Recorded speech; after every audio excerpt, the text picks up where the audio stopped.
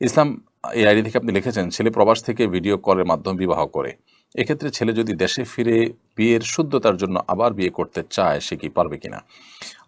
দেখুন, ভিডিও কলের মাধ্যমে বিবাহ করা এটা বিবাহের কোনো সঠিক পদ্ধতি নয়। বরং বিবাহের সঠিক পদ্ধতি হলো যে একজন প্রতিনিধি নিযুক্ত করবেন দেশে, যিনি তার পক্ষ থেকে প্রস্তাব করবেন কিংবা প্রস্তাবে তিনি সম্মতি জ্ঞাপন করবেন এবং সাক্ষীদের উপস্থিতি সেখানে থাকবে। এটাই হলো আ শরঈ পদ্ধতিতে বিবাহের প্রকৃত নিয়ম।